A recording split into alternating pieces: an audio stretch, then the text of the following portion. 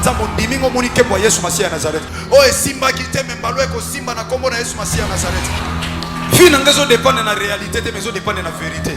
Mais la vérité, c'est Jésus-Christ. Kolemba te, ce que simba kite la va passer. Alors moment où eko simba, na solo bana biseti mercredi eko simba.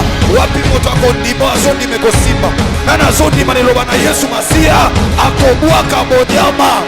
Oh petelo na luki botu mobimba na suite. Na luki na moma malamu na suite. Na moye ezalaka pasi. Période otoza ezalaka pasi. Mais sur ta parole, je jeterai les filets. Toza ya kopambolama na tongo na lelo. Tolingi to yamba mosali na Nzambe. Yebisa ndekota na gauche pe na droite na yo. Tolingi to yamba mosali na Nzambe. Ok, sans plus tarder. Wana mosali na Nzambe koleka. C'est notre papa. Peut-être pour na yo. Azamo paya. Mais azamo paya te c'est notre papa. Oyo azokamba église bon samaritain Luanda. Papa ntia la toko yende azali pamboli po na biso na tongo na lelo wana révérend tia la toko azoleka tozo beta maboko na mololo po na lokumbu ya Nzambe tata.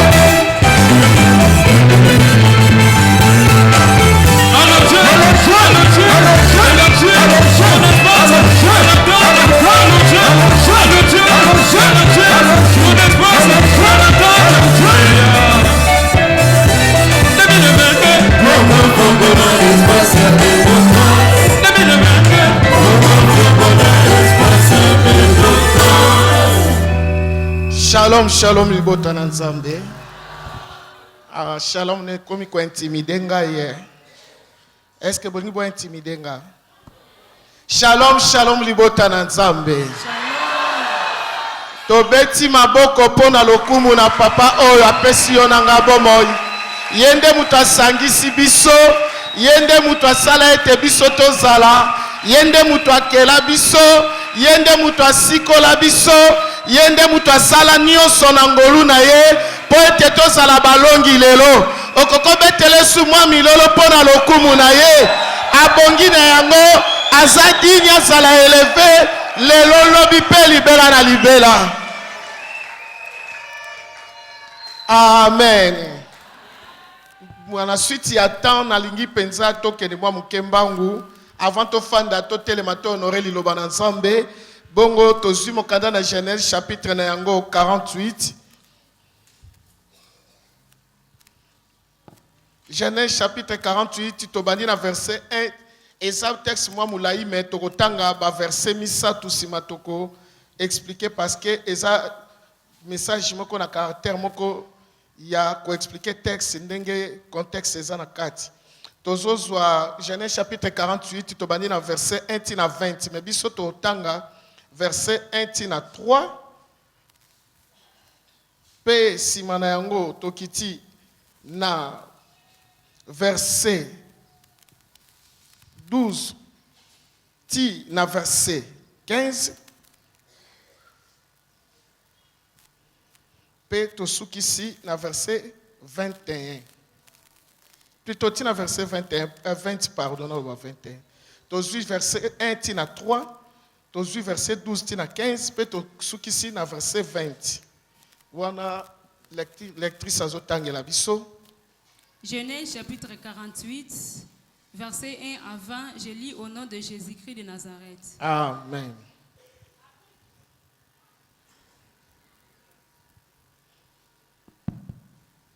Après ces choses, sima ya makambo nyonso, l'on vint dire à Joseph, baye koyebisa Joseph, voici ton père est malade. Tala papa na yo azali malade azobela. Et il prit avec lui deux fils. Continuez, deux fils. Manassé et Ephraïm. Sima na yango azui bana na ye mibale, Manassé pe na Ephraim. On avertit Jacob. Baye koyebisa Jacob. Et on lui dit, pe balobi na ye, voici ton fils Joseph qui vient vers toi. Tala mwana na yo Joseph azoya epai na yo. Israël rassembla ses forces. Et Israël obandeli et Israël tanga ndenge ezali yaya. Et Israël rassembla ses forces Mais Israël asangisi makasi na ye nyonso. et s'assit sur son lit. Afandi na mbeto na ye. Jacob dit à Joseph, Jacob alobi na Joseph boy. le Dieu Tout-Puissant Zambo azana nguya koleka nyonso. met à Paris à Luz, Ye amimonisaki epai na ngai na mboka oyo Luz. dans le pays de Canaan, Pe na mboka yango ezali mboka ya Kana. et il m'a béni. Ye apambolaki ngai. Tokiti 12 ti na 15. Joseph les retira de genoux Joseph azui Manassé na Ephraimi alongoli bango na makolo to na genou ya papa na bango. Joseph le retira de genoux de son père Continue.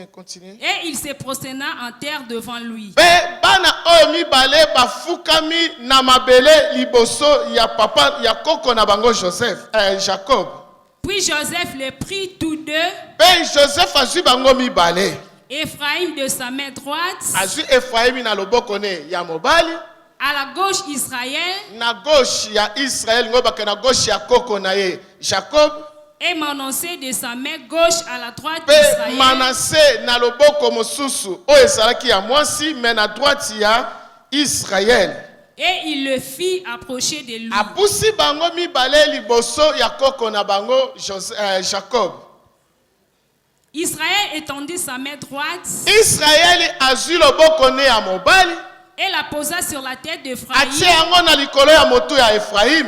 qui était le plus jeune, Ye azalaki elenge koleka.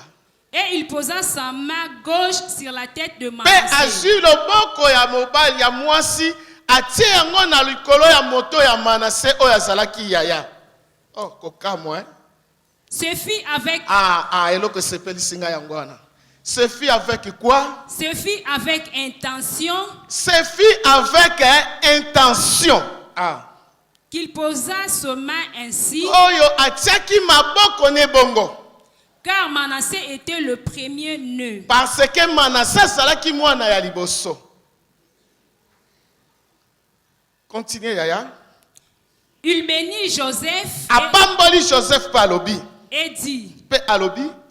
que le Dieu en présence duquel on marchait mes pères, Abraham et Isaac, Continue. que le Dieu qui m'a conduit depuis que j'existe jusqu'à ce jour, Tika ete nzambe oyo atambolaki elongo ya batata na elongo na batata na ngai Abraham pe Isaac pe nzambe yango atambwisi ngai pe nazali koumela tisikoyo na mokolo ya lelo. que l'ange qui m'a délivré de tout mal, Tika kusonte tanga 20 na ko expliquer ngo pona temps yaya. verset 20, il le bénit ce jour-là Apamboli bango nyonso mokolo yango et dit, pe alobi. c'est par toi qu'Israël bénira, Na nzela na yo Israël akobanda kopambola en disant koloba. que Dieu te traite comme Ephraim et comme Manassé. Nzambe asala yo lokola Ephraim pe Manassé. Et il mit Ephraim avant Azui Manassé. Ephraim atie liboso ya Manassé na lobi mwana nyonso tu yoza awa nazotia liboso ya bato nyonso bakoye kozala eleve to nini bakoko mona yo pamba nga nazotia deja liboso. Nazomona ndenge kozala liboso. Amen. Betela liloba Nzambe maboko makasi. Beta maboko pe ofandi bisika ezali. Nzambe tata apambola yo na patience oyo pe na ngolu asali biso. Alléluia. Nazopesa Nzambe merci na tongo oyo apesi biso parce que yende mutu asali ete biso tozala. Eloko eza motu ya kati na biso ezali teke na bozwi tozali na yango oyo liboso tokumisela Nzambe. Ezali pete na ba relation toza na yango soki tolingi tokumisa Nzambe totala ba relation totala ba capacité totala biloko to banini oyo tokoki kozala pe kozala nango na vie. Mais oyo nga na lobaka oyo eza motu ya koleka nyonso ndenge kaka nazopema pema Nzambe apesi nga eza sujet munene koleka nyonso na kati ya vie. Sujet munene pona nini lokola naza na pema eliki eza nano. Mais bato oyo bakufi elikia esili. Donc le fait kaka ya ko respirer et ça sujet on na kotonda na ngonzamba. Nazwa te, nalia te. Mais le kola naza na pema, naza ne like ete na kolia, naza ne like ete na kozwa, naza ne like ete na okeliboso. Amen. Yangwana nzambe tato apesi ngai no pema tozo respirer, tozo sala mouvement, tozo tambola. Betela ya ta maboko na ngolu wana.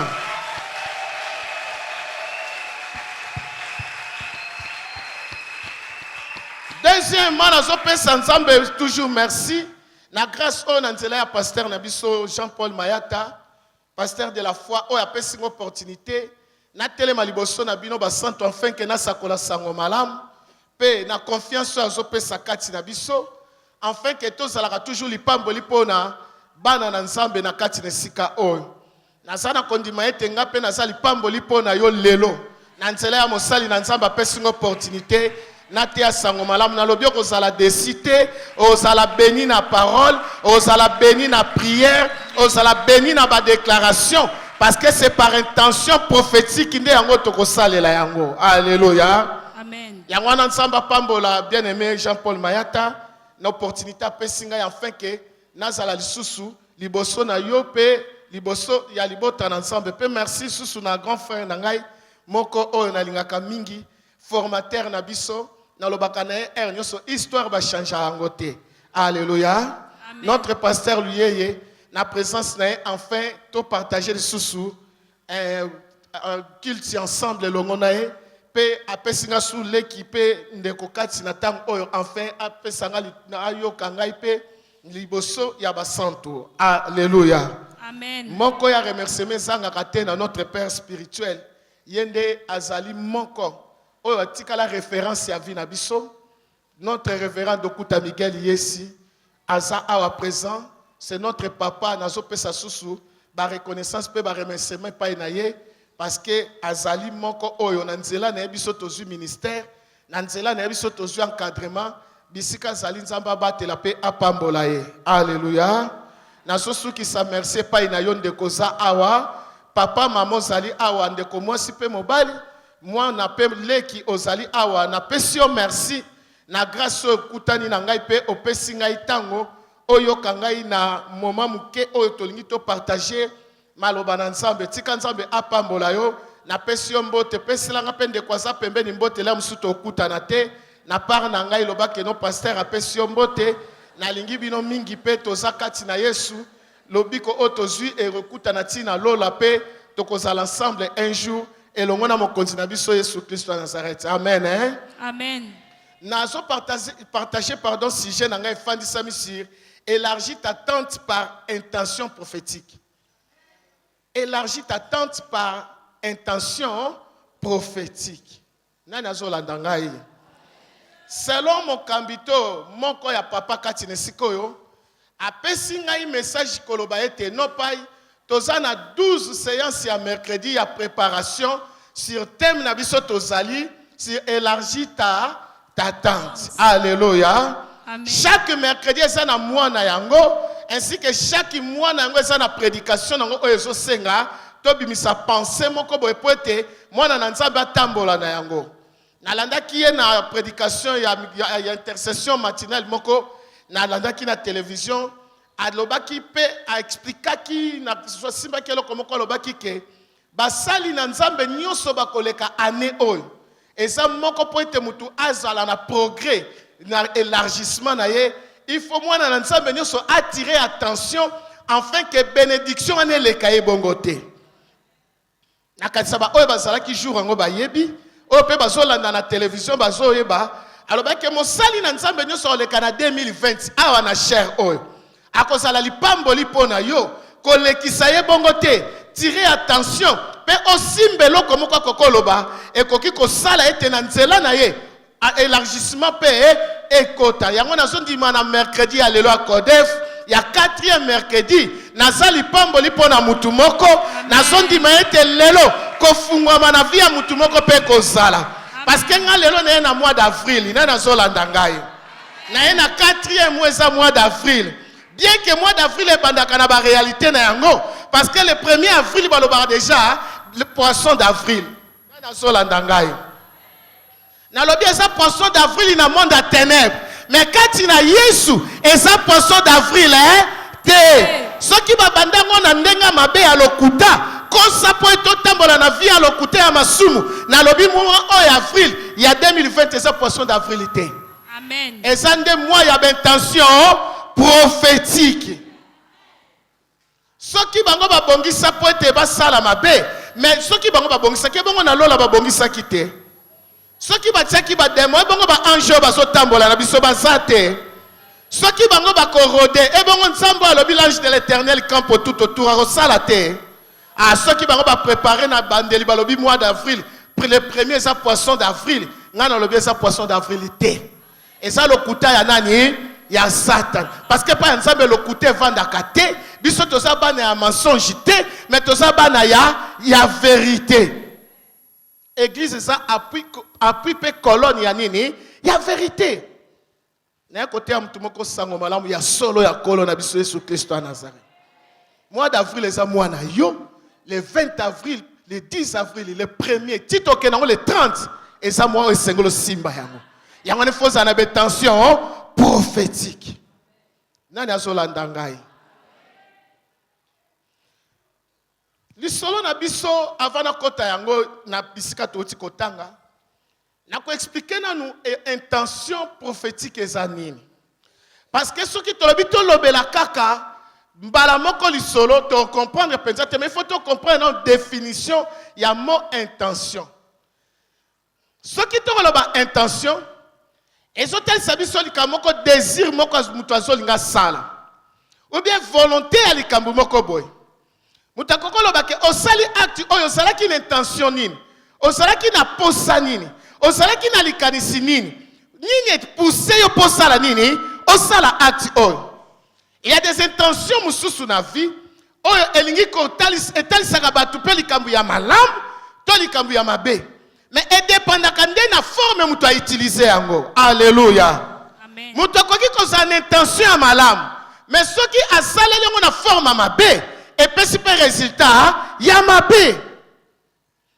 David a salaki pe intention kotonga, temple tango salaki mokonzi. Bible tali si biso ete intention na salaki na yango, a regroupa ki pe biloko, a swa ki pe ba makambo ebele asala.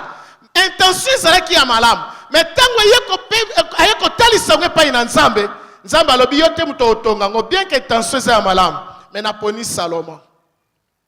Parce que l'intention dépend de mutu oyo conception n'est na kangisi ya malam to ya mabe mais procédure ne fait ça la malam mutu busu pas cause en intention malam ce qui batu ba comprendre ngo bien té et pesi mobulu tango mutu ko suki sa atali sa désir na yewana na suka ba loba mais yo sali boy poani ye moko ba ke tina ko loba boy na solo ba ngo intention ya mabete mais intention ya sala nini ya ko bongisa tika makanisi na yo ezala sikoyo lelo yango no ko za intention ya malamu ya avril e banda ko changer mbala moko ete o comprendre que ngai na za mwana ya nzambe pe kati na nga na ko sakola po na avril nyonso ke malamu.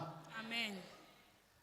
Likambo intention na susu pe soka za intention ya mabe akosala ba plan pe montage enfin akende ko aboutir na nini na solution ya intention elngolo banini akanya tsela mutu poison akanya boma mutu akolinga asale loko moko a préparer coup moko boye enfin akende ko aboutir na nini na solution wana pesa intention ya mabe intention ya mabe pesa na batu mingi azana e bien na mutu bazo travailler bien mais lokola azana intention mabe pembeni mona zolia mutu malembe jusqu'à ce que sala nini a détruit mutuana. Ce sont des mauvaises intentions.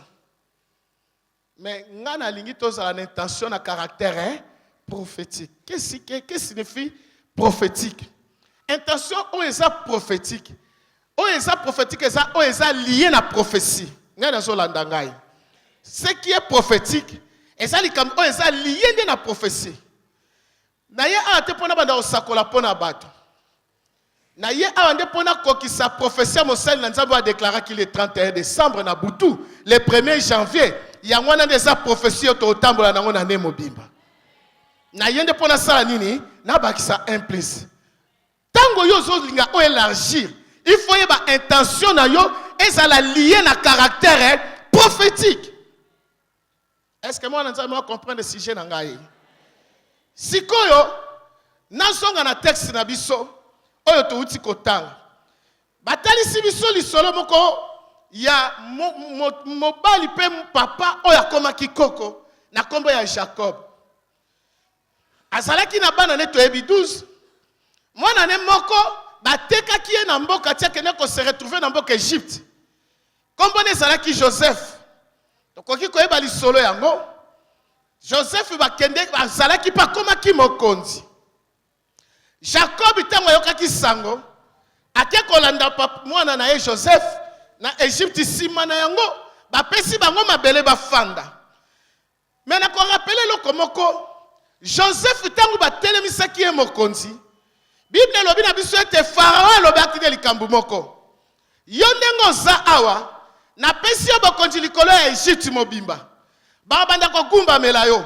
Kaka mutu moko kozala l'autorité likolo na ezanga Pharaon. Alléluia. Amen. Kaka nga Pharaon mutu na kozala na bokonzi likolo na yo. Un Pharaon azalaki déjà un dieu na kati Egypte. Bien qu'il était roi, mais babanda ko vénérer comme une nzambe. Elingolo bake okozala na banzambe mosusu te. Bakbanda ogumbelo bagumba melayo be esprit nyonso. Mais ngai en tant que roi, nazape un roi divin on naza ko régner pe nazo siéger. Na kati Egypte, il faut vénérer nga. Nga kam tu nazo bokonzi likolo na yo. Or soko tali na kati ya promesse. Pe na kati ya lignée ya nzambe. Promesse ya Abraham ezalaki ete na nzela ya Abraham bana pe bakitani ne ba osala nini? Ba osala béni. Na kati ya promesse, révélation ya Joseph et fin de semaine qui pas ya Pharaon te. Mais ebandaki na vie destiné pardon à partir ya ndako tata na bango que un jour a osala élevé.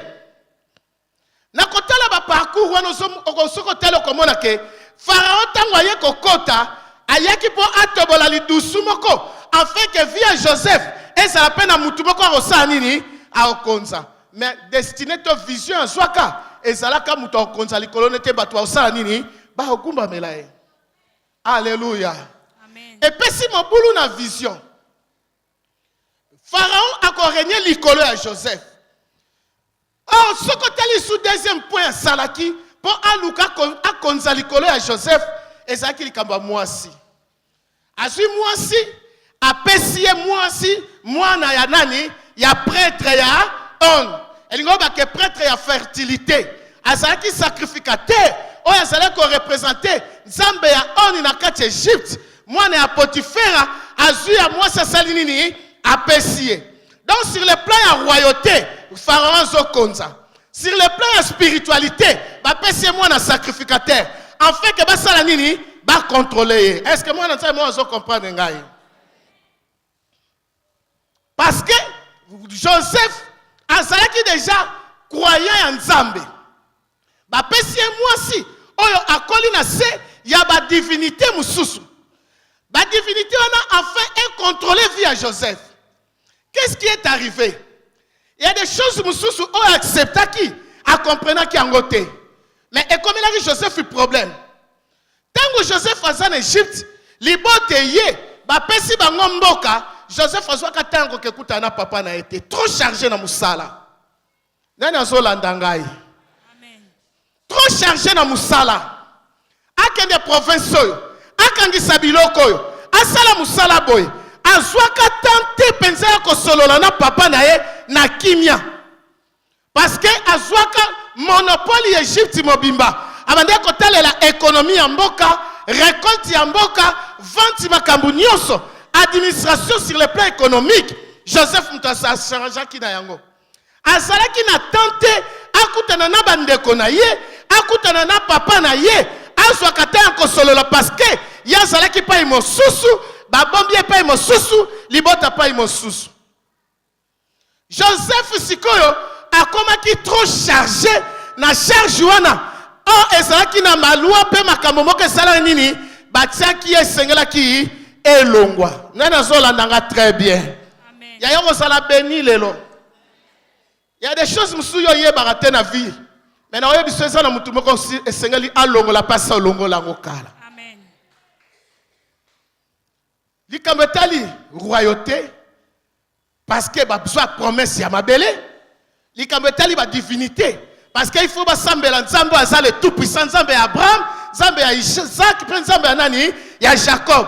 Mais il y a passé moi si à prêtre ya on Potiphera.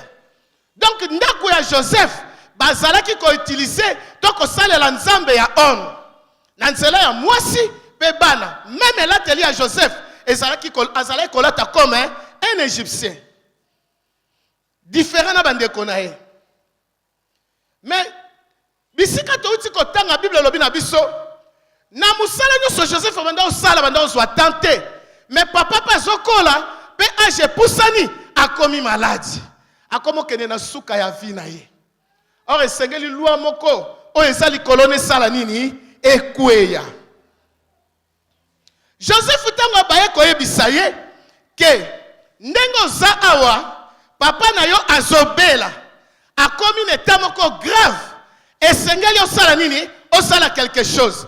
Tangu kaka bayebisi ye makanisa Joseph ezongi tika makanisa na tongo ya lelo zonga. Amen. Na lobi ndengo zondi mamene kokisama na vie na yo. Zamba banda kozongi so na lisunya molimo mo centre. On soit conscience ya malamu. On soit conscience pour nani. Ce qu'on soit connaissance, bisiko reçoit délivrance. On la ninga bien te. Ce qu'on soit connaissance, bisiko reçoit délivrance. Parce que la Bible dit, vous connaîtrez la vérité et la vérité vous affranchira. Oh, et là qu'on franchir yo liboso, et ça na nous vérité te, mais et ça des connaissance ya vérité. Alléluia. Tant qu'on soit conscience pas comprendre. Bible dit mbala moko musala nyo sabanda osala kati yango. Azuba na nemi balé, Manassé na Ephraim, atie bango na charrette, mbango epa ya papa. Parce que papa salinini a commis na suka. Mbangu na ndako pe l'air a commis bayebisi Jacob et pas ya bandeko ya Joseph que ndengo sawa mwana no Joseph azosa nini azoya. Bible le dit tangu kaka Jacob ayokaki yango. Bible le dit que on avertit Jacob et on lui dit voici ton fils Joseph qui vient vers toi. Et Israël rassembla ses forces et assis sur son lit. On avertit Jacob. Mais pendant qu'on rassemblait sur la force, Israël. Des noms. Alléluia. Amen. Parce que Jacob, comme vous n'êtes pas tata. Mais Israël, comme vous n'êtes pas nani. Nani très bien, la nana intention prophétique.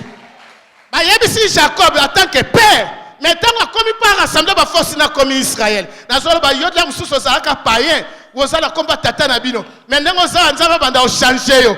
Nzamba banda ko changer kombo. Soko zala ki païen, ozala na komba ba tata, a ozala chrétien, ozala mwana na nzambe parce qu'il y a une force. Oya nzambe na bamu eko agir lelo na via mutu moko. Amen.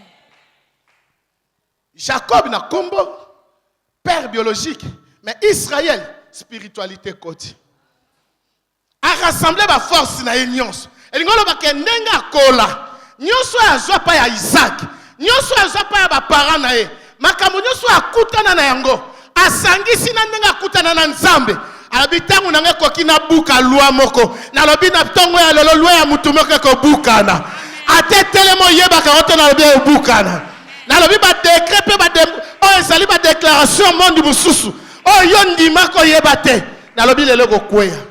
Parce que Dieu le Tout-Puissant a rassemblé la force na ye. Atiango na mutu ya mwana moko o ya kufaka sekwaka Jésus-Christ de Nazareth. O alobi tout pouvoir na likolo penase. Ce qui alobi tout et ça na pouvoir moko mususu te ko telema. Amen. Nzamba rassembla kango babi ba tsaka likolo. Betela nkolo na biso maboko.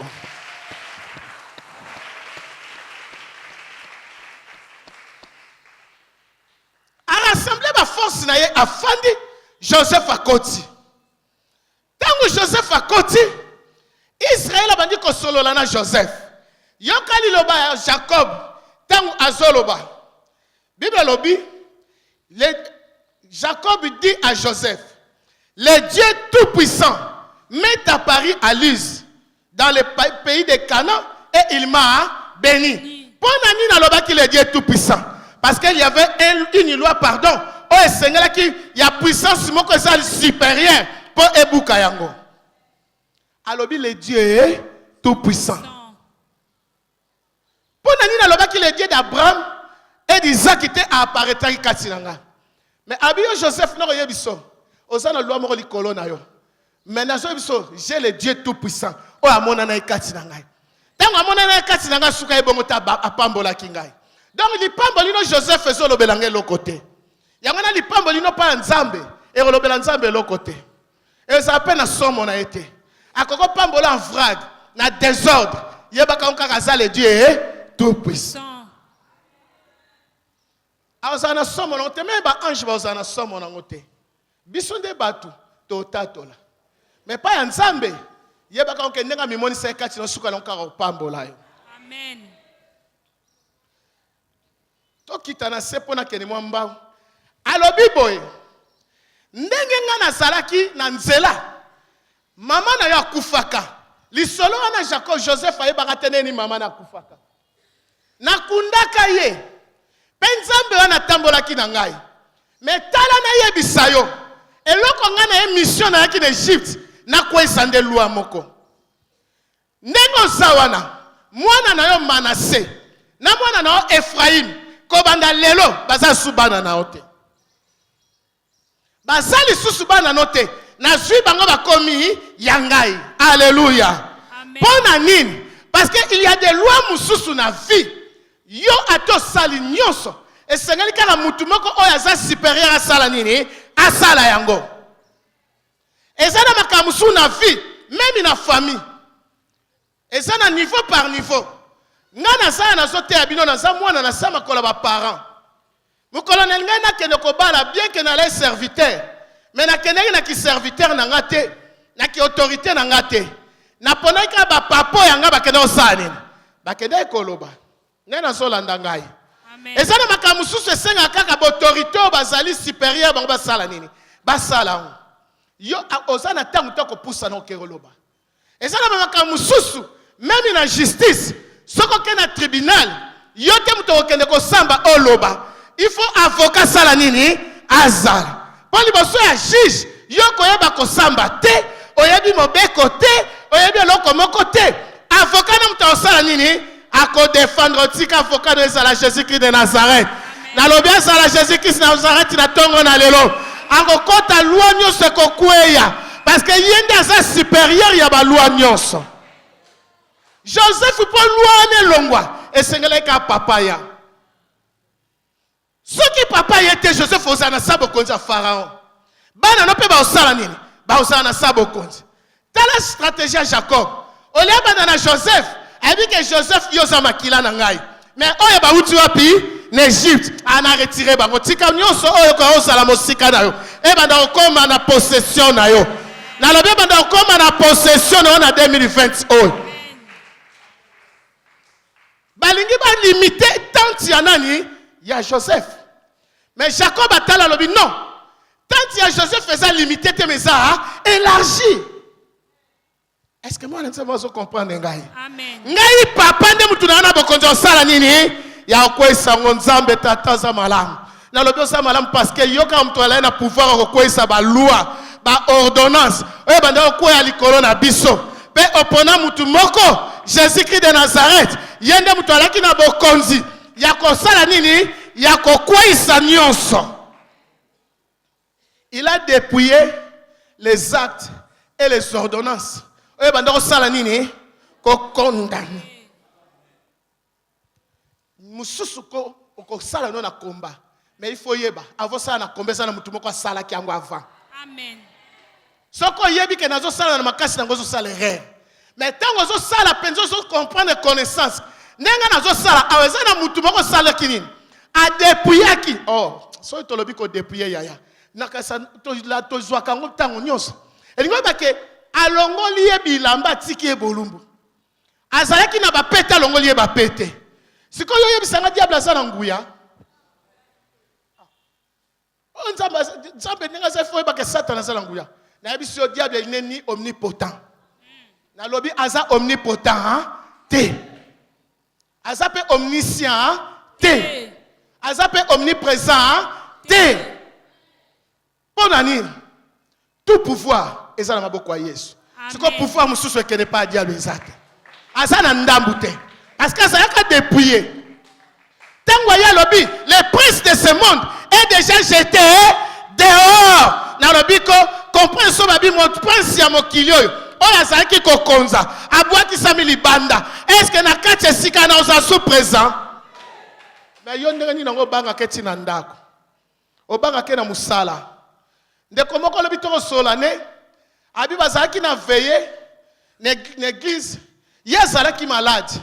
Alors pasteur, si quoi ça na papa moko ndoki penza makasi pai na quartier, ala ça qui fait atie ba fiche.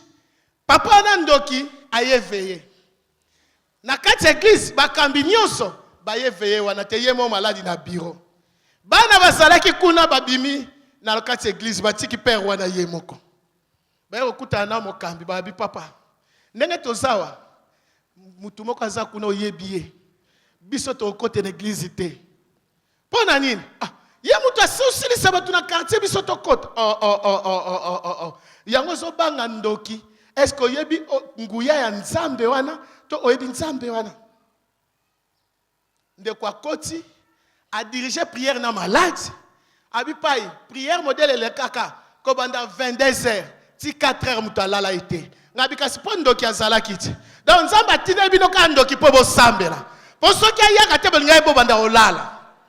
Lokola ndoki aye ya mutu banda telemaki abi pa ngamo na bimisi bango pona zo kanzoto bien te. Mais modèle bazo sambela. Tango na no silisi sujet de prière te bango si bakotaki. Eza ko banga na bilongola ko banga na kombo na Yesu Kristo na. Le Dieu tout puissant azali kolona nyonso. Diable aza ni omniprésent, ni omniscient, ni omnipotent. Azana nguya te po ba dépouiller ye batika elikili kolinga te o réarmer diable na vie na yo po lo bia banda osala opération mona zanguya eloko zo sala batunini ko banga ne mutu zo sala ba na nzambe baza ko kende ko zongisa bibundeli aussi basala nini babotola ye. Est-ce que moi na nzambe zo comprendre ngai? Amen. Tatola ka na vino tsango na mutema na yo azana nguya te yami balaza omniprésent. Pona nini? Ceux qui ont omniprésent, ils présent partout. Nana sola ndangai. Satan est présent partout. Na banda na lola. Azalaki na lola. Banda ba buaka na se. Asi azonga. Asa omnipotent, omniprésent pardon. Banda ba buaka na sa zonga te. Akokoka pe ko zonga te azobanga. Yami bale. Ceux qui ont omniprésent azala présent partout. Et ngolo bakena bomo ya bana nzambe na kati na esengela sa nini? La ndanga très bien. Esengela zala kati na biso. 4 ans. Parce que l'esprit de Dieu demeure en nous. Sko ngana za temple ya nzambe. Na za temple ya Saint-Esprit oh Jésus-Christ de Nazareth sa nini afandi kati na. Est-ce que ngana za temple ya diable? Est-ce que vous omnipotent présent? So vous omniprésent za la kati na biso mbala moko. Mais la Bible lobi arodaka. Azo roda zo lukana na osanine. Na muto azo rode. Na muto azo camper. Na na sana arma malamu. Satan azo rode azo lukanda espace. Et la Bible lobi ne donne pas accès au diable. Mais na muto azo rode azo luk espace. Na muto azo camper pour ne rebattre la yo. Na la Bible lobi l'ange de l'Éternel campe autour de ceux qui les craignent. Na mutu akampa za na bibundeli na ye mutu azoluka espace nani aza prêt pour na bitumba mutu azo camper parce que ça soldat na asala na spécialiste de matière ngo yango na babengi nzambe na biso l'Éternel est désarmé. Siko diable akozala na espace nini ya vie ya batu nyonso na tango moko azala partout na lola zate alongwe déjà. Nabo inanga zate alongwe. C'est que ça omniprésent te. Omniscient a vivre na be formation. Nena sola ndangai. Amen. Omani makambo koko projeté. Ozo sola na molimo mo santo. Yesengela ye bango. Est-ce qu'il y a bien? Plein ensemble. Même il y a prophétie biblique. Aye bien on y a sauté. Azo comme information dans cela na biso na révélation molimo mo sang tout au té aboye. Alléluia. Amen. Ya mwana zo zo connaissance. Ce qu'on peut la Bible à côté de la lecture. Parce que quand tu as molimo mo sang tout est azo parole il y a révélation. Mais ba reme bima. Est-ce que rema na mboka diable ezali? Mais biso to ça ba rema. C'est ça la différence. Magicien côté yanga côté ya. Mais tout ça la différence parce que moi je connais Jésus-Christ non pas selon la logos mais par la révélation de l'évangile. Amen. Et ça mystère caché. Alléluia. À son omniscienté. Ah ben là Jésus-Christ de Nazareth m'a beaucoup.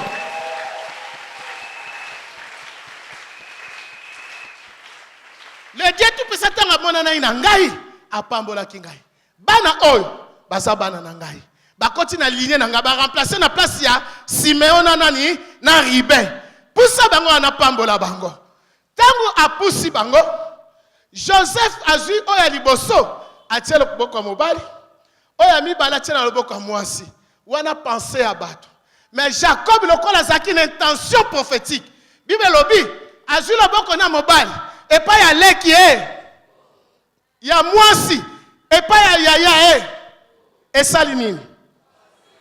Et salinini. Bien aimé toza bato à génération croisée. Azolo ba déjà que par la croix que nous serons bénis. Et ça qui est intention prophétique. Yo Jacob ozo sa la croix nous a mis sur kufa. Pourquoi? Parce que révélation nous a qui caché. Et c'est là qui mis sur Jacob et kufa. Tant ozo sa la bongo Joseph a sépélité. Mais Bible dit Jacob a dit tikanga na sala boy. Parce que dans sa recommandation bango baza Manassé, baza Ephraim. Bako pambola manionu pana binote. Mais il faut pas pambola mananzela nani? Il y a Jésus-Christ parce que eza na nation moko yango bango basali. Intention prophétique. Azo prophétiser déjà les nations boyeba. Ngasi na lobi boy. Na sakole kulusu. Bien aimé ngana sa génération kulusu. Ngana sa génération kulusu. Na sa génération ya croix. L'intention prophétique sur la croix, les œuvres de Jésus-Christ de Nazareth m'imposent pour la réussite. Dans cette génération, on a besoin de pesa melaye. On a besoin de mango amen. Yaya naza béni. Bien aimé, on sa béni na kombo na Yesu.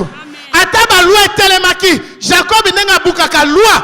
Alobi kezana mutu moko. Akoya ko buka ba loi non kaka ya libota na ngai mais ya libota mokili na lobi libota tata na déjà sekweya na lobi libota mama na déjà sekweya ata bandoki bakanga ki batiaki na molongi mulangi na lobi kweya il y aura quelqu'un koya na tie quoi Jacob Joseph alobi papa te bongo te yaza yaza leka bitika na ebini na osala na bomoto te. C'est la prédication dans la non physique, mais elle est spirituelle, prophétique. Jacob a prophétisé. Banoyo, baza ba nation. Pour qu'on a pas la bango boy, il faut dans un passage. Passage journée où tu as. Na quoi? Atayo Joseph Oboy et Tikali bongo. Tika onzamba loba ponayo. Na 2020, na tante na yo et Tikali bongo. Muto olongo lango asate. Nalobi mutako longo lango. Aloba je suis béni. Tellement ça béni mutako longo la bénédiction na. Na solo bana mois d'avril les abongo. So balobe ça mois ya mensonge nga alobe ça mois ya bénédiction. Amen. Na ça une intention prophétique qui kati na ngai. Nini alingo bongo la makamba. Est-ce que nzamba sala calendrier? Nzamba sala ndé ba jour. A sala calendrier te. Kati nanga naza béni. Jacob itango silisi ablobi sikoyo na senas kene na kene mubamba kuna ko sukisa.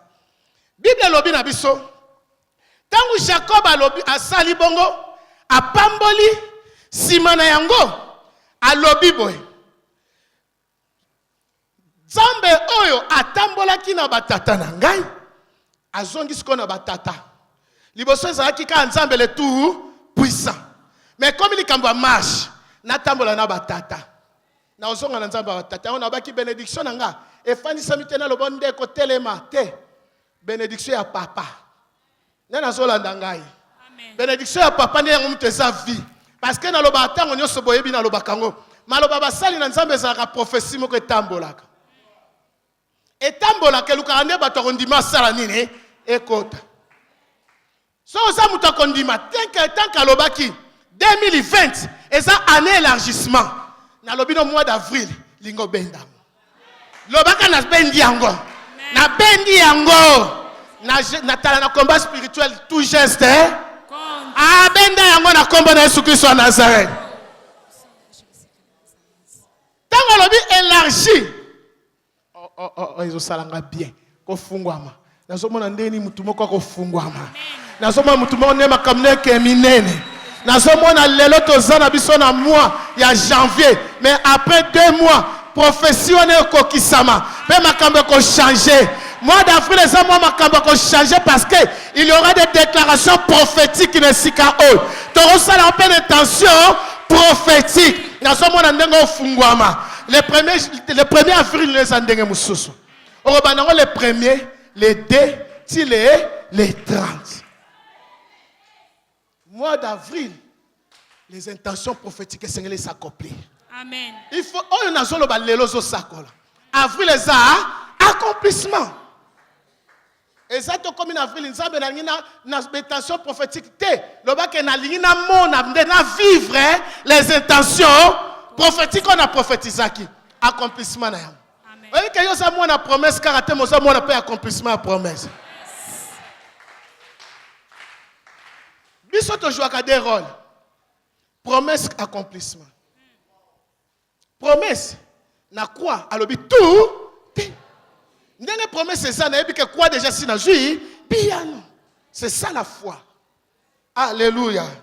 Abi nzambe ya papa na ngai atambolaki na ngai pe apambolaki ngai akangolaki ngai na mabe nyonso yende nalobaki na yo te bana oyo bakobenga mape na kombo ya tata na ngai ndenge bosawana ti lelo naza ko exister ange ya nzambe alongola nga na mabe aotambola na bango. Quelle bénédiction tika ange oyo azotambola na de la foi atambola na yo. Amen. Parce qu'il est l'ange de l'église nalobi peye pas ça la nini na kaisa ko betela nkolo maboko.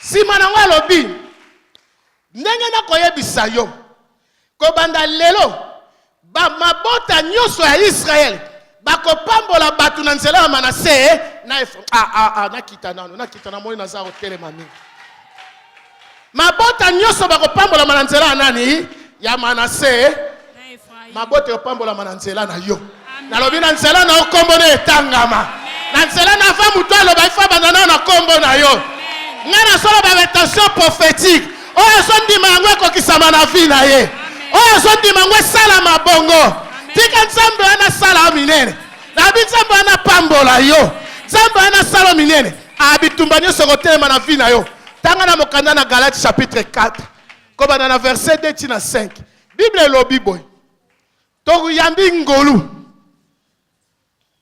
oyo wuti epai na tata pamba te tangu tozalaki esclave totambolaki na mabe to selon makambo ya mokili oyo bakonzaka likolo na biso mais tango ekosala ete Yesu Kristo wa Nazareth ya tanga ngona Galates chapitre 4 verset 2 ti na 5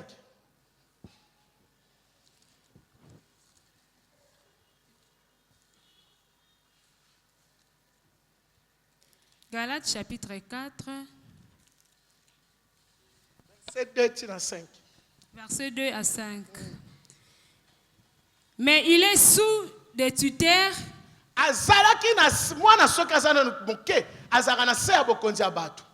et des administrateurs jusqu'à temps marqué par le Père. Marqué.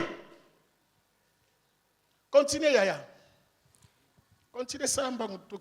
Nous aussi, de la même manière, lorsque nous étions enfants,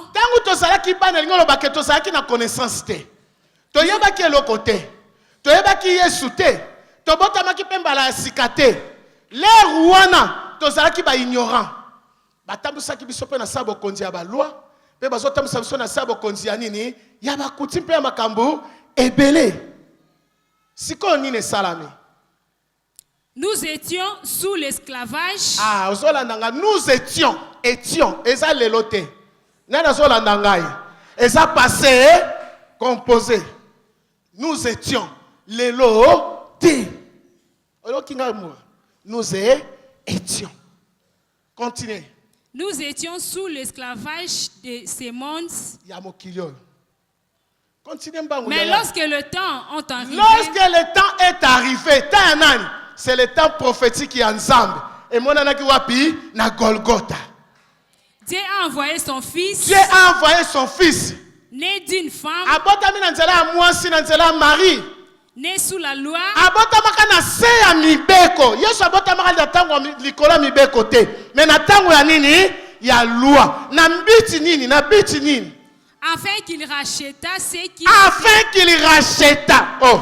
Ya landanga très bien te. Abotamaka na sa mibeko po akuta na mibeko bundisa mibeko. Ya wana baki ba loi mususu. Yote etali kaka nani? Ye. Continuez. Afin qu'il racheta ceux qui étaient sous la loi, afin que nous réussissions l'adoption.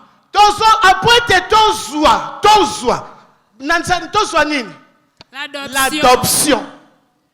Adoption, ngolo bakenzambe adopté biso tokomi bana.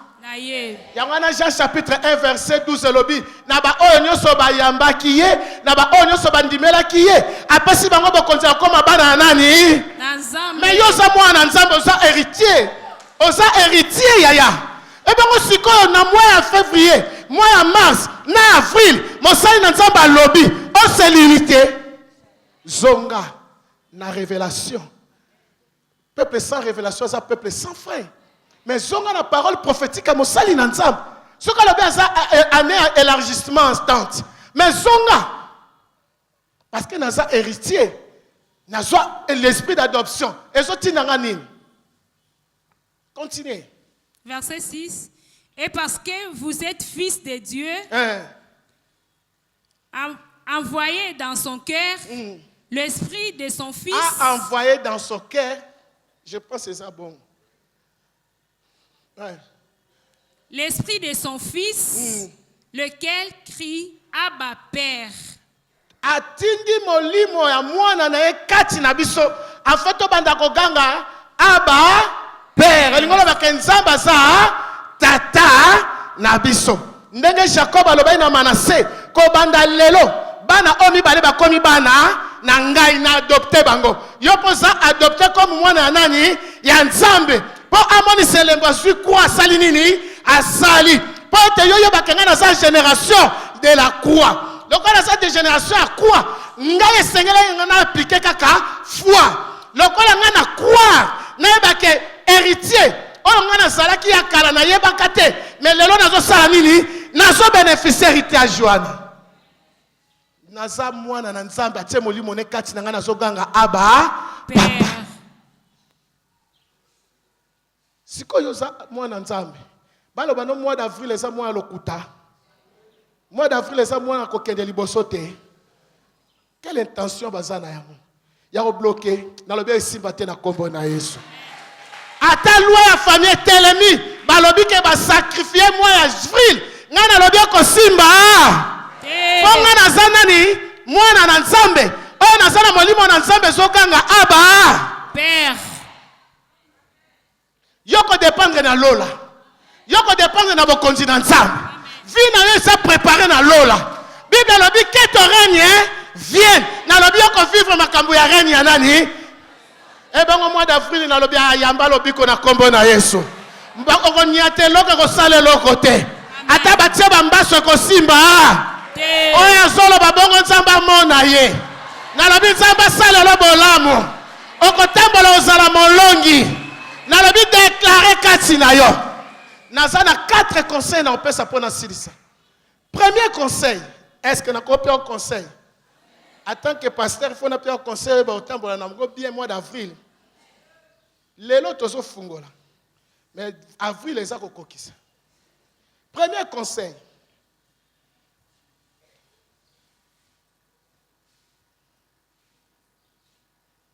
Alléluia. Premier conseil na loba. Na solo ba premier conseil ezali. Et loko liboso il faut oyeba identité na yo. Alléluia. So comme yebite soko za nani. Ozala zoba numéro 1 ba kolio na bandoki. Oyebi bana na nzambe bazokufa eza pona kosambela kozanga kosambela mingi te. Bazokufa Bible lobi libota na ngezo bebisa pona kozanga nini. Soki baliona bandoko kanisi ndoko ya za makasi. Okufi parce que ozangi boyebi omiyebite. Identité ne za ndini. Yaona bi pa ya liboso bakenga na yambi esprit adoption na mwana na nani. Lokola na yamba Yesu na za identité chrétien. Bokonzi ya nzambe za bokonzi na ngai. Makambo ya nzambe ona bi ko vivre par réaction ya nini? Ya lola. Il faut confesser mon avis na yo. Qu'on reconnaître que nga na za chrétien donc ya kolia ngai te. Na za chrétien bandok ya famille ba osala ngai lokote ngane mutu na osala nini? Na obenga na bango ngane mutu na osani na okimi sabango na lobi bandok ya famille no banda okima siko. Azala noko azala tata mosa azala nani azala bokonzi likolo na yo te. Yeba identité na yo. Eloko zo bebi sabatu nini? Aza ko yeba identité ne mazako tsape na kobanga. Bible obi ne craint point. Ngai nzabe na o rejeto ozali moko ya vermission à Jacob na ko ya toujours na secours na yo.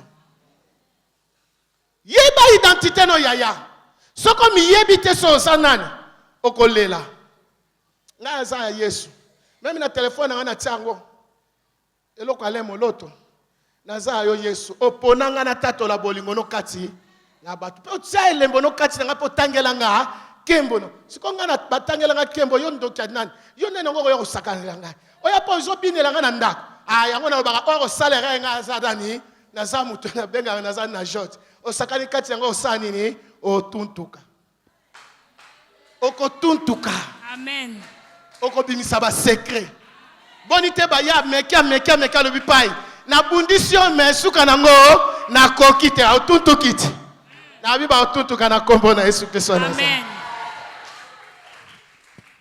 O meki otuntuka. Oye likola batolo kosieta. Tambola no na balabala ozana liberté. Meko meka okota lopangu na ngate. Na bi mois d'avril muta okota na ndaku na zate. Ata sali ba plan na okota te. Na yebi identité na ngai. Na sans secret par les anges. Na simba mi na nzambo aleki likolo omeki okosieta. Soko sieta osani ne. Na lobie sala mabongo na kombo na Yesu Kristo na za. Na sala libanga o eza ya muselu. Yeba identité no yaya. Yeba nini nzambe atyakati na yo. Parce que tozo bebi sama tozo so maladi tozo bela. Eza kaka kozanga koyeba. Biso toza bato to bela ka pamba te. Même esprit de mort sur une famille. Bible porte à ce jour de mort. Et ko konzana kati na église te. To boyi liwate. Mais ça la seule volonté nzambe. Mais ngana za kamundela bandoki te. Baso ba tsoli kolanze te mwana nzambe nini ngwana. Après na kelando na libérer na nzete. Nga so na sali bango surtout so mo sala nzambe suspension. On y habite. Tozo sala délivrance intercesseur a kwei. Ya tala ndingo kembi sabiso. Kanisa nga tiala na kwei. Liboso no sala ni. Yekuta lobia go bengana. Nga tuna ba suspension. To nyoko ma pa tatoy. Ta lelo bo saka musala nzambe. To mona nga pete on a su na nyoko li suba de la foi. Ça bongo. Mi yeba identité na yo mutu akoki ko sakanela soki muke te longola complexe na vie na yo ozomona mutu ozo banga pamba onga la complexité ato te akanon ndengeni ozo kwei sabat likamba kwei sabat nga kutusi na lekango na ba 1900 yo soye na 2000 euro tutu kisanga nini ya solo lelo de tote asango malamu na rarité tote asango malamu bozwa connaissance. on est capable de se défendre. Il y a un code fait ça. École paye la formation. On soit en église, on met mis wapi nandaku. Nandaku no sali mokonzi. Na balabala osa mokonzi. Na musala osa mokonzi. Muto okonzi na musala no asa te. Amen. Na mesa na opa oteka kozali mokonzi. Nani nga benda ka bambongo ameda kombo. Ayepe na nguma ne pas mbongo no bendi. Wana zo sala nzamba sachet. Jésus-Christ de Londres. Oh baso kende kokumisa bakota ba loge. Nous avons encore les dieux tout puissants. Oh asal supérieur. Il y a ba esprit nyoso. Il y a ba ange nyoso. Asa élevé na gloire, na honneur, na puissance au siècle des siècles. Il y a ba identité no yaya. On dit maintenant muto pamba pamba te. Ah moi notre père abete la Yesu maboko.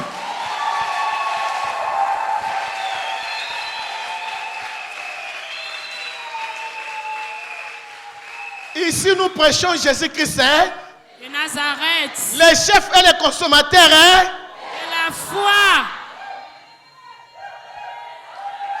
Yesu akumama.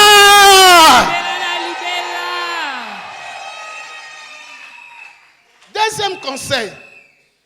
Pour comprendre l'intention prophétique. Quelle génération oyosa? Comprendre l'intention prophétique. Oyokosala lelo. Payer ba génération nini oyo Ozali. Nzamba sala na ba dispensation. Alléluia. Amen.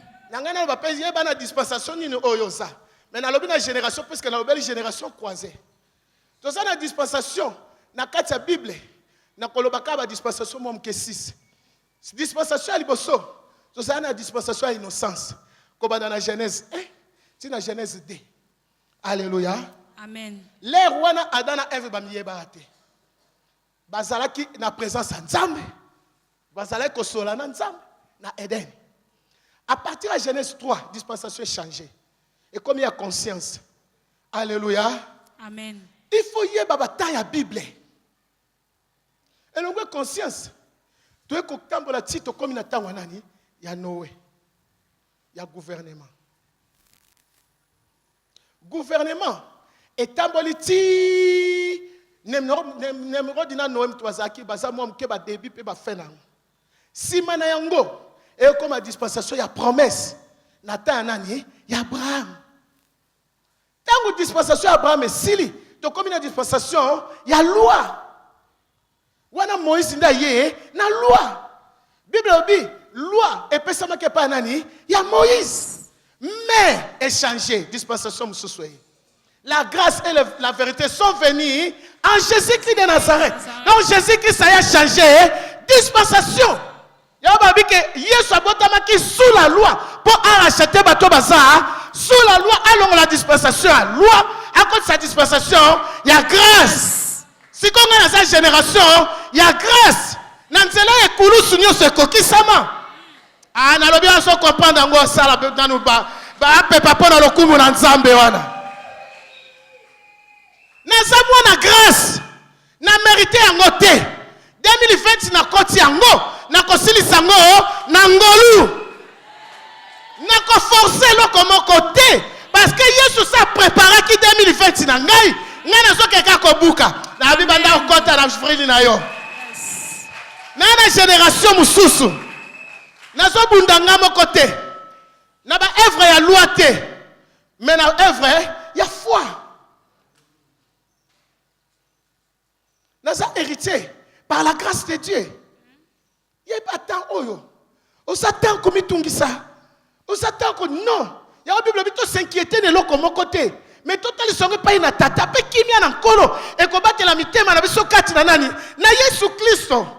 Yaya. Yeba makomi. Mi yeba soko zanani. Yeba makamu Yesu sala pona one kulusu. Na dispensation oyo.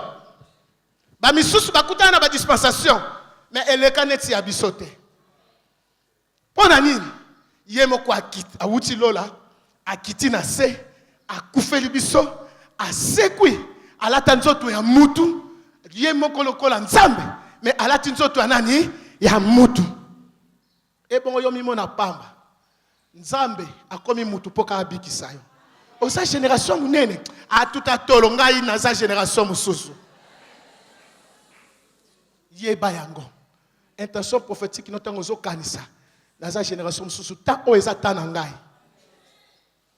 Troisième conseil, yeba ka ko déclarer na monoko na yo. Parce que la foi c'est aussi déclarer. Déclarer peut pratiquer. Au quoi na misala ekulusu. Okokolo ba Yesu akufa pona biso esuki.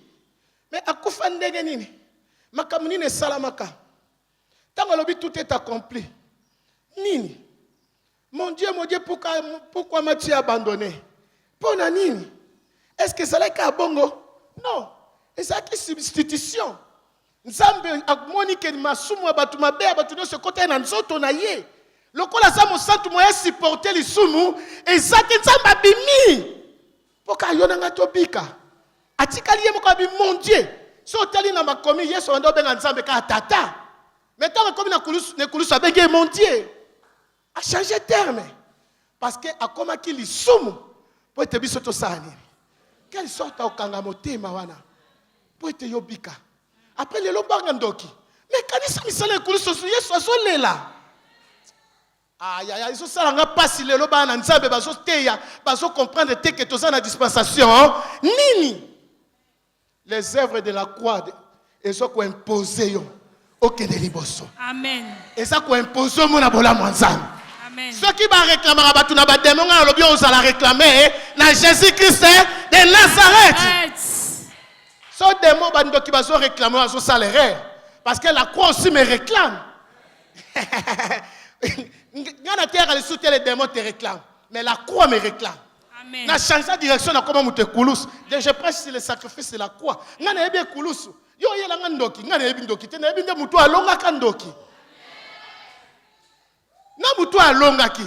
Na mutu babeta ki. Na otala misu na ngepa nani. Oya longa ki. Mais yo nde otala misu na pa mutu babeta ki.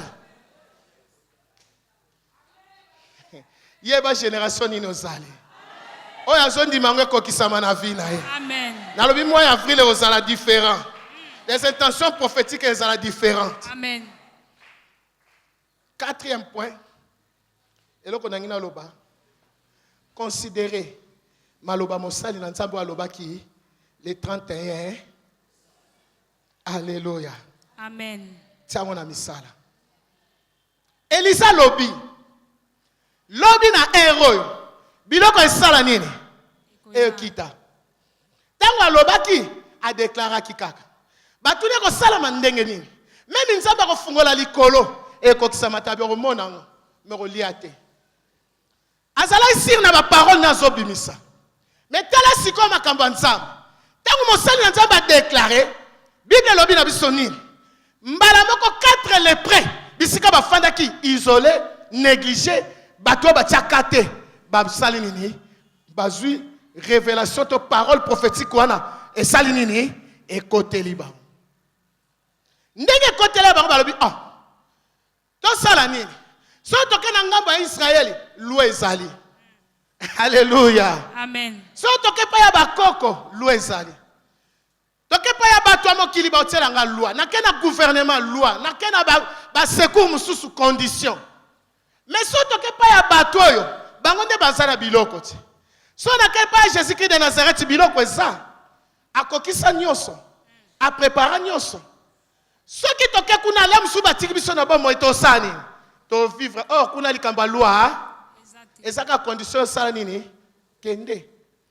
Ndenge balobi babanda okende. Zamba changer makambo na bango. Oya ko comprendre que 2020 maloba de la foi lobaki awa que année élargissement attente. La vision so comprendre yango. Élargis ta tente par la foi selon la parole prophétique ya Mosali nanzam. Il a déclaré ce tambola. Alléluia. Amen. Oya maloba nzambe tambola ka. Au commencement, la terre était informe et vide. Mais la Bible lobi l'esprit de Dieu mouvant au-dessus Les eaux. des eaux. Au-dessus de maïso la samo kili. Mais maloba nzambe tango molimo nzambe so tepa. Bible Dieu dit que la lumière soit. Maloba on se connecter na molimo nzambe. Et ça nini? Et créer. maloba mosala na nzambe se fait connecter na foi na yo. Ce que se connecter et ce que ça qui informe peut vide osani. Et reçoit forme. Est-ce que mutumo azondi mangai? Amen. Na sok na spamboli mutumo quoi. Na boza ko comprendre nga bien té. Considérez ango. Considérez ango. Si on a bien considéré, et on a beaucoup de sérieux, mais beaucoup de respect. Il faut aussi ango que kobanda janvier wana, le 1er janvier, na 0 heure wana. Tina que le 31 décembre 2020, maloba wana zaha ponanga. Chaque mois na zo sani. Avril na salani. Ce que considérons, ndenge kama sana nzambe alobaki. Nzambe ana kokisaka maloba, ya basali na ye po azakasima maloba basali ne po sala nini? Akokisa yango. Ndenge zondima ndenge pe osala nini? E okokisa na vie na yo. Tambola selon lignée ya pensée pe ya vision mosali na nzambe. Oko réussir. Parce que la Bible dit, tout se confie dans Nzambe, tout ça la fermi, mais na basali na Nzambe to sanini. To réussi. Anabi réussi tes alapona yo. Nabi réussi tes alapona yo. Maloba o mosali na Nzambe aloba ki na lobe za wipe. Amen. O yazondi mayango pesa melaye. Ah nazo kayote azoganga amen mbala misato. Amen. Amen. Amen. Tika la bongo au nom de Jésus-Christ de Nazareth. Recevez la part de Dieu, la bénédiction, la croissance spirituelle, la crainte de Dieu, la sanctification. Nous se faisons des amis. Nous avons élargi tente. Nous avons élargi sanctification. Nous avons élargi connaissance. Nous avons élargi boyebi nangai. Et ça a matérialité, mais ça peut spirituel. Dans tous les domaines. Lingo ke de liboso. Oya tombe loboko kopesa melaye. Amen. Oya tombe loboko pesa melaye. Amen. Oya zondi makeza bonge kokisama na vie na ye. Amen. Tellement totonda nzambe bien aimé. Et comme tango banda le 1er ti le 30, on sa la déclaration au mois d'avril. Mais lelo, mosai na nzambe osakola pona yo, obima na bénédiction, ya tongo na lelo. Est-ce que moi na nzambe moko ko betela Yesu maboko?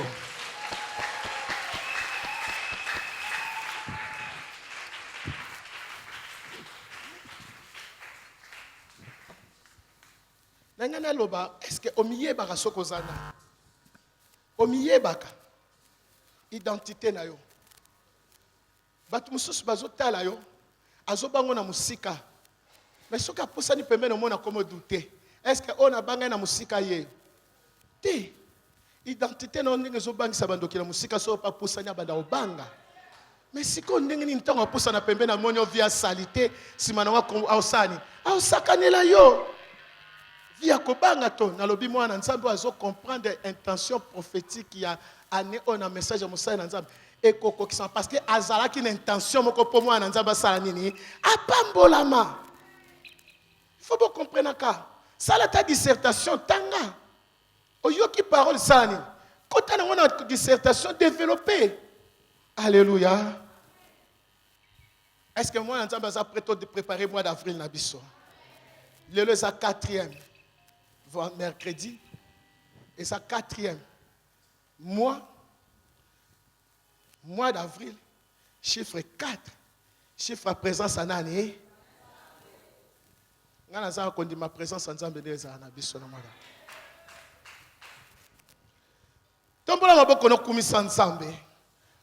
merci parce que on a yoki et révolutionné ma canissina intention prophétique à Mosali l'ensemble. On a libéré qui maloba. Et ça bénéfique pour nangai. Nazoye ba identité nanga lelo. Nga nazo changer ma cam. Mois d'avril, et ça moi moko na raté en côté. Mais na robika bola mo nzambe. Na 4e mercredi nanga na ye lelo na Codef. Na lingi avril nangai. Toza na janvier, février, mars, avril. Nazo fungola nyonso. Accomplissement, il y a promesse oyo mosali na nzambe alobaki prophétiquement. Ezoko kisama na vie na parce que na vive présence na yo. Tombola loboko na yo, banda okumisa nzambe, yeba posa nani, osa adopter comme mwana nzambe, pambola nzambe na nyonso, tobondeli na kombo na Yesu, alléluia.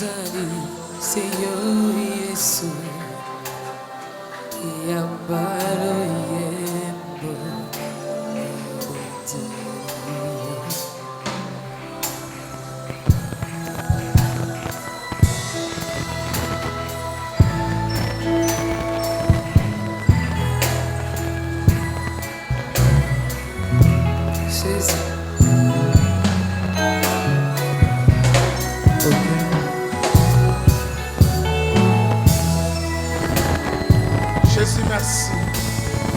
Merci. Au nom de Yaya nalingisi kota na losambo pona mwana biso avril. Bien aimé, talana ndena lobaki le 1er avril. Diable a kotisa déjà makanisi pa ya batu ke salaka jour ya kokosa. Ezo banana nu mabe. Yaya na lobi ndengo sa mois d'avril na yo. Bandako déclaré oyo nyonso monde atene babongisaki. E bandako sala renversé. Makanisi na bango, ba raisonnement na bango nyonso. Bandako renversé l'intention à ma paix, ba maladie à ma paix, misala ma paix, ba épidémie na fril, ba mbula ya ma paix, ba catastrophe na bavata. Kwa isa yango, e kwa na fril.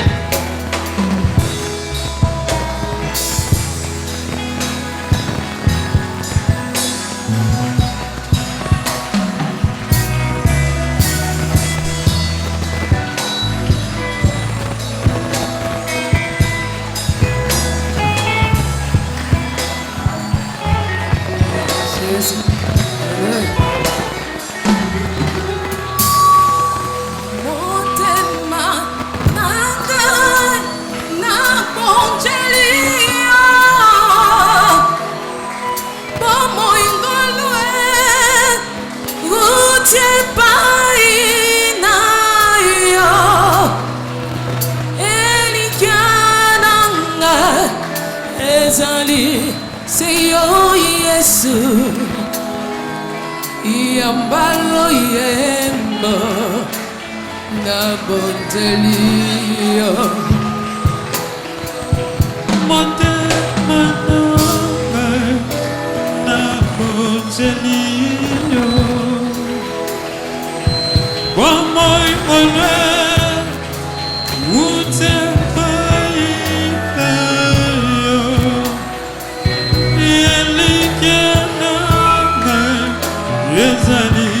Señor Jesús, y amalo yemo, na botele, monte manama,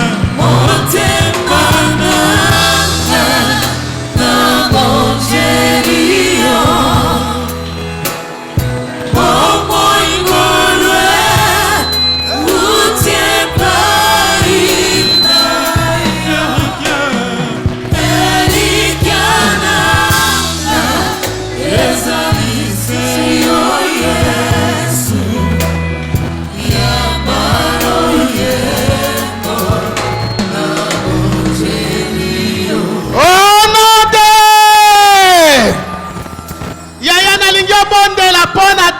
Dans les premiers til les 30 Jacob a lobi Nzambo atondi na nguya mimonisa ikati na ngai Pena sima lobi tika nzambe ya papa na nga Abraham Isaac Oyo atambolaki na ngai ti lelo apambola yo Tala nalingi loba Tika nzambe ya papa na nga de la foi Na mois d'avril Kobanda le premier Ti les 30 Azala nzambe na ngai atambola na ngai nafungwama tanti na ngai nyonso esala nini efungwama sakola yango parce que oza na intention prophétique ya message ya papa na yo atambola na yo déclaré yango au nom de Jésus-Christ de Nazareth. Alléluia.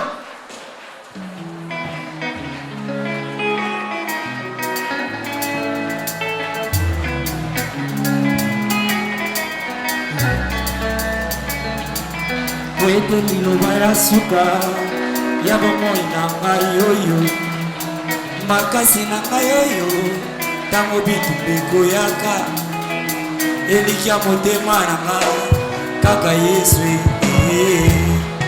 nafukami na se kulusu koluka nkolu na yo balobi na ngai Yesu osalaka bikamwa Yesu yango nga na ye Yesu salelanga yo Yesu balobi nanga Yesu osalaka bikamwa Yesu yango nga na ye Yesu salelanga Yesu elikia emunga Yesu natikala na suka mboka koluka ngolu na yo yaya loboko na litama nani akosungaka mawe koma kozenanga nani akosungaka bapase koma moninga nanga nana kotalatanga na miso yaya bakolaka na pasio bakoma pe bato bazanga pe babotio bakoma pe bakotio oh non de yaya eza na mutu moko atelemaka mpo aempêche mutu amona bolamu na nzambe oui toza bana na nzambe mais Bible elobi ne donnez pas accès au diable. Veillez et priez, car votre adversaire, le diable, a rodé keba na mois d'avril, a rodé kamabe, bambulo komona ba catastrophe bandako ezo kende. Tosolo bakara mbula menso kande sa ba réalité mususu ezo sama na monde à ténèbres. Yo po ye ala sunda kuno pesa ciblé. Ba maladie épidémique combien batu ba kufa na ba choléra en avril. Combien batu ba kufa na ba épidémie. Ya ba fièvre jaune Ebola. Ya esa ba mwa moko so ba mbula beti ne tombola ba microbe ba tinda nini ba épidémie. Na lobi lelo sengeli nyonso ezala renversé. Lelo sengeli mois d'avril no bana no bazala na santé malamu. Ndaku no ezala malamu. Libota no ezala na kimia po ezala na kimia. Mi pepe ya mabe kimi sara bandaku batu bakota chômage. Batu bazala na sika kolala te. Yaya, tous ont renversé Bible lobby, les armes par lesquelles nous combattons sont puissantes devant Dieu. Et ça pour nous renverser ma forteresse. Oh, nous sommes bâtis ma forteresse dans le mois d'avril. Yaya bisiko zo beta maboko. Ozo kwa isayango. Eza la ba playa batandoki. Eza la occultiste. Ya ba logi batindi. Ya franc-maçon. Ya ba quartier. Renverser yango. Na ndaku na yo. Na libota na yo. Na mosala. Natikala na suka mboka. Koluka ngolu na yo yayae. Loboko na litama. Nani akosunga mawe koma vozenanga. Nani akosunga bapase koma moninga nanga. Nani akotalatanga na miso yayae. Bakolaka na pasio. Bakoma pe bato. Bazanga pe babotio. Bakoma pe bakotio. Balobio. Balobinanga. Yesu osalaka bikamwa Yesu o yango ngana ye Yesu salelanga Yesu yakolela nyonso libanga na talo okumama yawe mabisa yango renversé misala wana nyonso eza na bokonzi toza na bokonzi tu es les armes puissantes na bibuki ya makasi Jésus-Christ apesa bokonzi esika nyonso kosala omniprésence ya nzambe esala baninga babwakanga ye kumama obwaka Kukisa kwa isa na musale kwaya na mkote kwaya na musika nyose kwaya kwayo ndima kozala verse moninga ya tango nyonso eyaya rachene bele paka baba baplana bango batie na banzoto ya batu na misala ya batu na mwana fuli babandango na lokuta po bakotisa makambo bakotisa maladi na lobi esika kosimba te molobelela mwana papa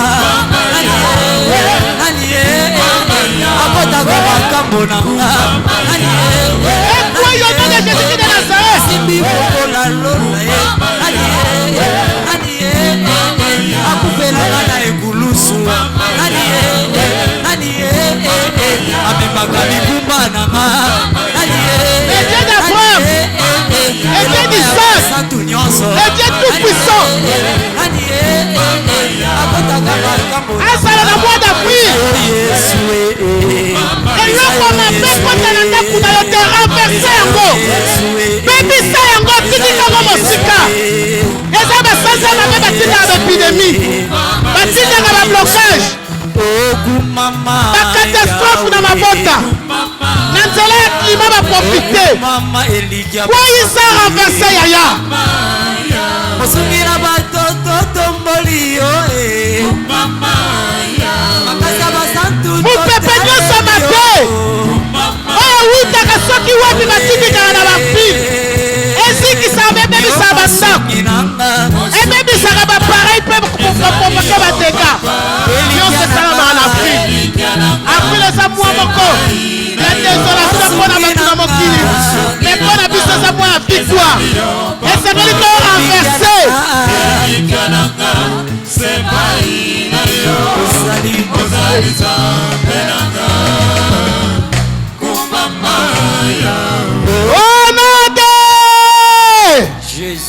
tombola loboko na mobali yaya landanga sikoyo na losambo ekomi tosala déclaration ya baintention prophétique tala mois d'avril yaya nalobaki bien eza mwa moko ezalaka désolation na mabota ebele tala nanu bato ndeni bakimaka na baposte médical baépidémie gouvernement azosala nyonso banani batindaka yango bokiltiste nini balingi otika libota kimia te yaya oza awa koko déclare lelo eza intention prophétique ya bolamu lobi nalobi ekosimba te na avril oyo tozokanga na bomoko yango ene kosala befe na avril nalobi ndako ya mutu moko mupepe kokimisa batoli na ye te nalobi bisiko ofandaka soki eza provoke na baérosion ekosimba te toboyi mbula te mebeta na ndenge ya kimia mebeta na badega te ya kolelisa mabota basimba mitu mbula ekobeta na yango c'est une bénédiction mais il faut te diriger mbula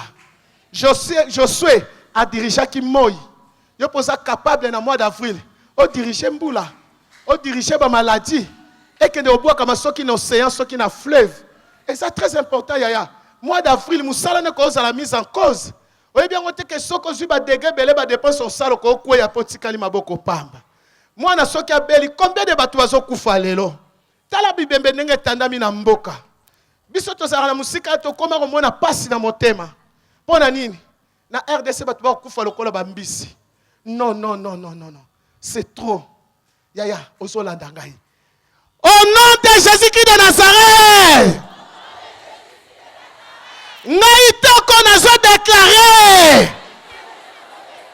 kobanda lelo esprit nyonso oyo etelemaka na mois d'avril mpona kocombattre nature mpona kocombattre mabota ebele awa lelo nazo renverse baplan na bango nyonso nalobi mois d'avril ya 2020 oyo nadeklare take mwana na nzambe oyo naleta identité ya Kriste nyonso ya molili ezala renversé au nom de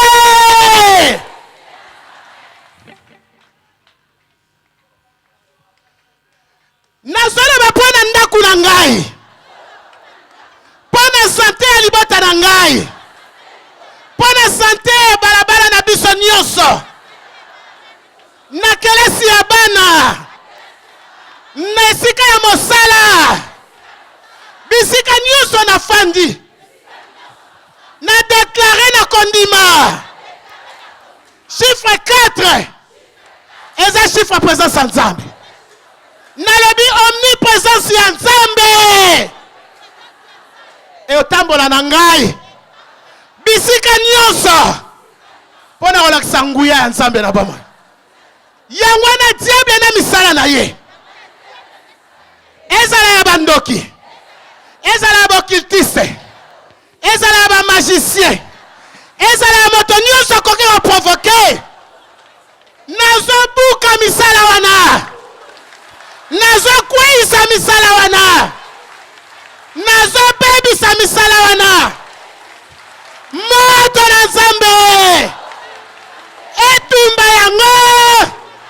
Oh non de. Abeta maboko badako renverser.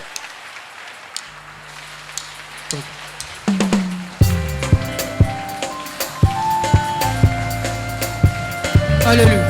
Hey, alléluia. Jésus.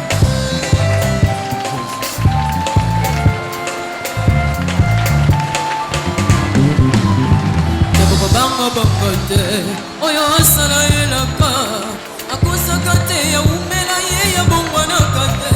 Biblia établit biso que sa renommée, c'est écrit à cause de l'accomplissement de ses promesses.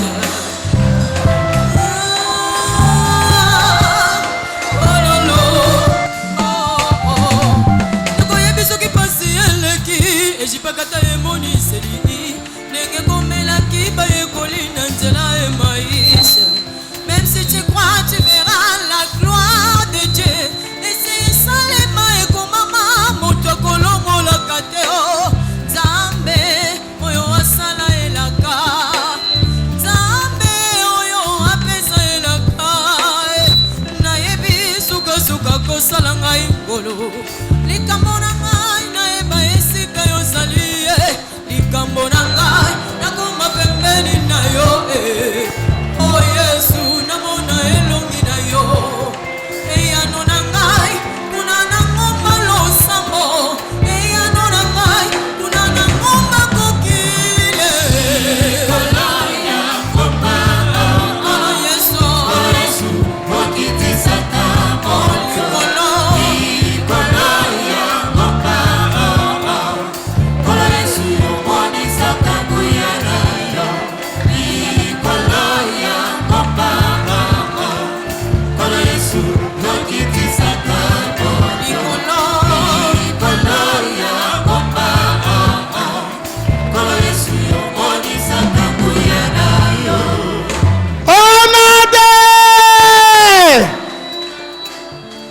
nazoloba na bamama ya bana ainsi que bapapa toza wa jeune sœur jeune frère oza na mwana na monde ya ténèbre eza na chiffre 22 babongisi na intention ya mabe pona eza ciblé pona bana mike bana ya oyo bazali kokola or cible nango ezalaka mingi na épidémie ya bamaladi na mois d'avril kobanda le 1er ti le 22 bamaladi ekotela bana bana ebele bakota bandaku bana ebele mpe bakufa yaya oza awa ata nano boti toza na bandeko ata nano boti toza na baleki yaya likambo etali yo Nzambe apia biso message oyo ayebi tina Bible lobi moto amayela monaka na mosika pa mibatelaka soki Nzambe apermettre ya kodefa lelo eza pokangola mutu moko na kati ya bana wana yaya bisiko zozwa kanda ya molimo baplana bango soki babongisaki wapi okende bisika nyonso kuarrache bana nyonso na mois d'avril bapreparaka ngo lelo après balansa ngo mikolo wana yo mpe lelo ndenge ozawa ce que eza déjà révélé eza na nguya te kende kobebisa nyonso na nzela ya bana na nzela ya maladi na nzela ya épidémie 22 chiffre 22 ekweya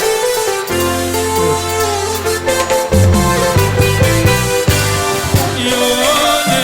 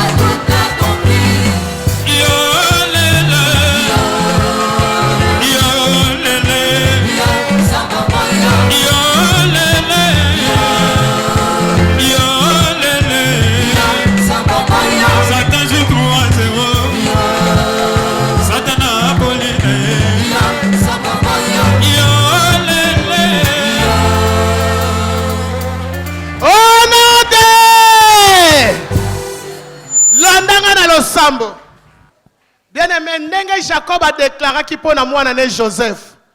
Loi o ekangaki Joseph na royauté, pe na spiritualité, na sacrificature. Joseph a kokai kolongola ngote sengele ka Jacob aya. Ya sengeli Jésus-Christ de Nazareth a longola loi wana. La nanga na losambo tembo loboko na mobali to sala déclaration ensemble na bomoko. Jésus-Christ de Nazareth. Yo yeki ona se. O efasaki ba loi. Pe ba ordonnance nyonso. O e condamnaki batu. Yangwana na zongi na liloboyo. Loi nyonso bakangi. Pona bana. Na 2021 na mois d'avril. Yakobo mabana. Yakotia maladie. Yakosimbisa batu mitu. Ordonnance wana nyonso.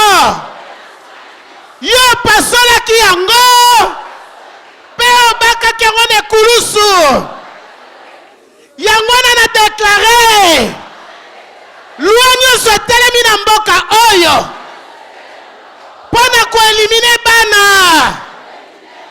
Naza koefase yango. Ordonnance nyonso. Yo oefasaki. Nga pe naza koefase. Bakombo ya bana nyonso. Oyo eza ciblé. Na maladie. Na makambo nyonso molili. Naza kokwisa yango. Naza kokwisa yango. Naza kobebisa yango. Onade.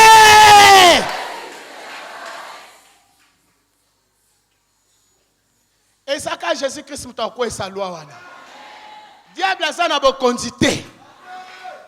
Oyo tozokanga yango ne sama na mois d'avril. Na ndaku no mwana okufa te. Mwana kobela te. Dafasi nguya yango ekolata yo. Eko accompagner tina balabala fandaka. Bazui grâce. Na nzela na yo balabala no épargné. Boko tsali ndala la te na kwe. Boko loué pe sali ya kolelela bibembe te. Ba dépense wana na mois d'avril tolobi non. Na refusé yango.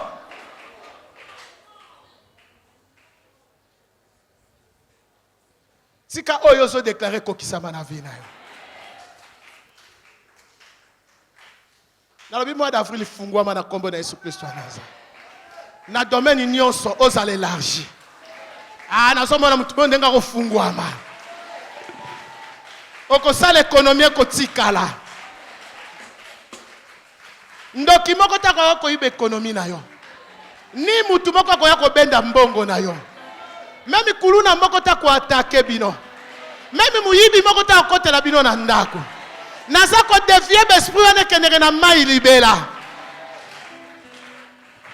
Tika nzambe ya papa na biso mayata pambola bio. Te ya lokola nganga nzambo ndimingo monike kwa Yesu Masiya Nazareth. O esimba kite membalo eko simba na